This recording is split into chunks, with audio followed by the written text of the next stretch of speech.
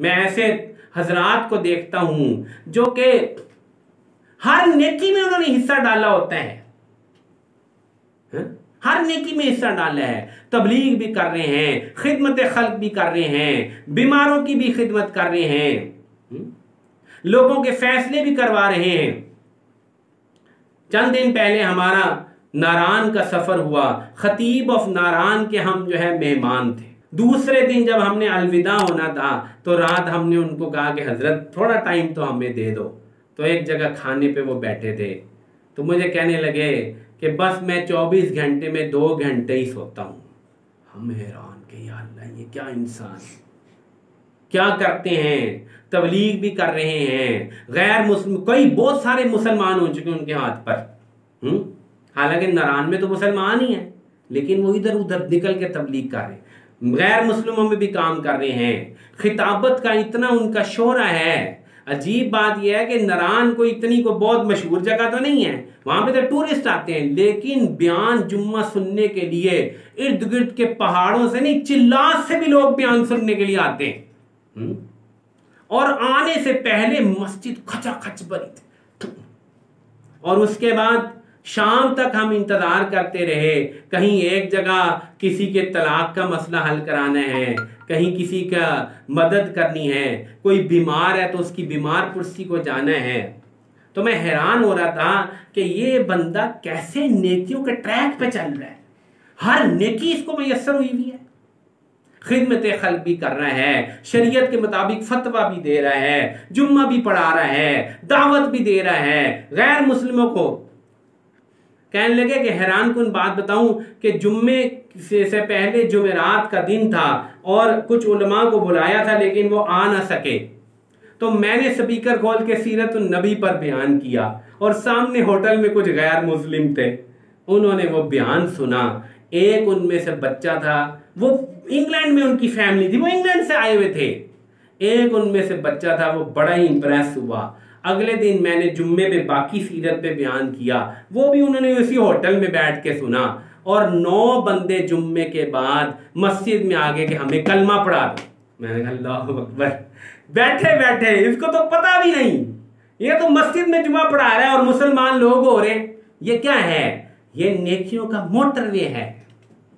ये वक्त आता है जब आदमी हराम को छोड़ता है, जुल्म से तौबा करता है और वो उसके बाद तकवा इख्तियार करता है और छोटी छोटी मकरूहात से, मुतशाबिहात से भी बचता है, तो अल्लाह ताला उसको नेकियों के मोटरवे पे चढ़ा देते हैं।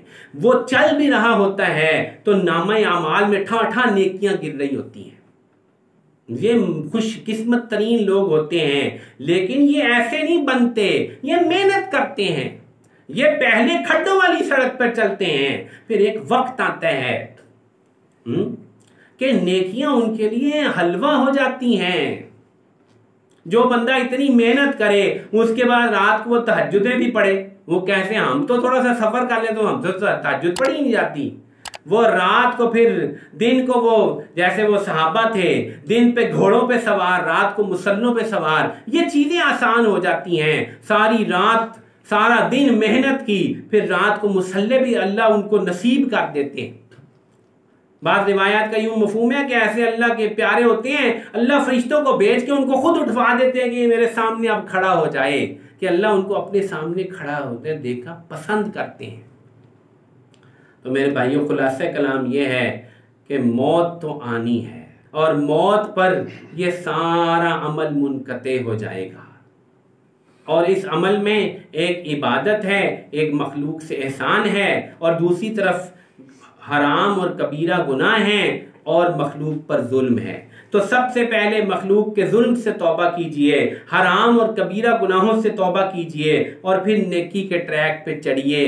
अल्लाह ताला अपनी तौफीक से आपको ऐसी स्पीड वाली नेकियां अता फरमाएंगे, इतना काम लेंगे कि कल क़यामत वाले दिन बाद लोग ऐसा नामा अमाल लेकर आएंगे जिसमें हजारों की नेकियां होंगी, ہزاروں حج ہوں گے، ہزاروں عمرے ہوں گے، وہ کہے گا کہ اے اللہ یہ میں نے تو نہیں کیے۔ اللہ فرمائیں گے تو نے لوگوں کو لگایا تھا، انہوں نے حج اور عمرے کیے، ثواب تجھے آ رہا ہے۔ حضرت مولانا الیاس صاحب جو تبلیغی جماعت کے بانی ہیں، کتنے لاکھوں کروڑوں عمرے اور حج ان کے نامہ اعمال میں ہوں گے، کروڑوں علماء ان کے نامہ اعمال میں ہوں گے۔ وہ خود فرما گئے کہ لوگ تو چند لوگ صدقہ جاریہ چھوڑ جاتے ہیں، میں پورا ملک اپنے پیچھے صدقہ جاریہ چھوڑ کے جا رہا ہوں۔ یہ کیا ہے؟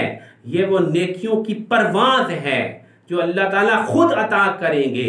یہ آپ نے نہیں کرنا، آپ نے پہلا کام کرنا ہے، ظلم سے توبہ، کبیرہ گناہوں سے توبہ، تقوی، محرمات سے بچ کے، مکروہات سے بچ کے، مشتبہات سے بچ کے آپ نے محنت کرنی ہے، اور عبادت میں اور ذکر میں کثرت کرنی ہے، اور عبادت کی پابندی کرنی ہے۔ پھر ایک وقت آئے گا، اللہ کے ہاں ایک معیار ہے، اس معیار کو جب آپ چھوئیں گے، لازوال عزت کے دروازے کھلیں گے، لازوال نیکیوں کے دروازے کھلیں گے، لازوال خدمت کے دروازے کھلیں گے۔ کہتے ہیں ہمارے بزرگوں کو طی الارض حاصل ہوا کرتا تھا، یعنی زمین پر بہت تیزی سے چلنے کی ان کو بزرگوں کی کرامات میں لکھا ہے کہ زمین میں بہت تیزی سے سفر کر لیتے تھے۔ میں ہمیشہ سوچا کرتا ہوں کہ یہ طی الارض ہمارے زمانے میں تو نظر نہیں آتا، پہلے سوچا کرتا تھا، پھر اللہ نے مجھے سجھا دیا کہ یہ طی الارض کیا ہے۔ کون ہے جو 7 بر اعظم پھرا ہو؟ کوئی دنیا کا بزنس مین بتاؤ، کوئی ہے؟ کوئی نہیں۔ مولانا طارق جمیل ہے، یہ 7 بر اعظم پھرے ہیں۔ یہ کیا ہے؟ طی الارض ہے، زمین لپٹی ہے ان کے سامنے۔ مفتی تقی صاحب ہیں، 6 بر اعظم پھرے ہیں۔ کوئی پیسوں والا بھی اتنا نہیں کر سکتا، کوئی سیر کرنے والا بھی 6 بر اعظم نہیں پھر سکتا، یہ ان کو اللہ نے پھرایا ہے۔ یہ طی الارض ہے، زمین لپیٹ دی ہے۔ خود حضرت فرمانے لگے، حضرت شیخ الاسلام صاحب، صبح دبئی میں کانفرنس ہو رہی تھی، صبح دارالعلوم آ کے بخاری پڑھاتے تھے، پھر دبئی چلے جاتے تھے۔ بندہ حیران ہوتا ہے، کوئی بزنس مین بھی ایسا نہیں کر سکتا کہ دبئی سے لاہور کراچی آئے پھر دبئی چلا جائے۔ وہ کہ بھئی ٹکٹ لگتی ہے، ادھر ٹکٹیں وکٹیں ہر چیز اللہ نے سامنے کر رکھی ہے۔ فرمانے لگے ہماری ظہر ایک ملک میں، عصر ایک ملک میں، مغرب ایک ملک میں۔ اللہ اکبر! یہ کیا ہے؟ یہ طی الارض ہے۔ ایک عبادت کا ایک معیار تھا اللہ کے ہاں، اطاعت کا۔ جب معیار کو پہنچ گئے، اللہ نے دروازہ کھول دیا، چل میرے بندے، زمین تیرے لیے کھول دی، اعمال تیرے لیے کھول دیے۔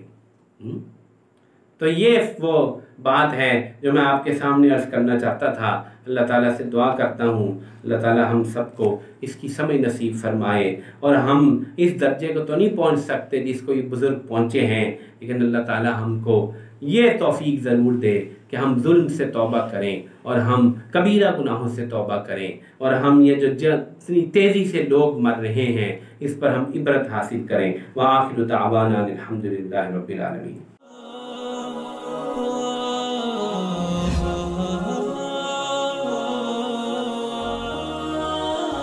Like, share and subscribe.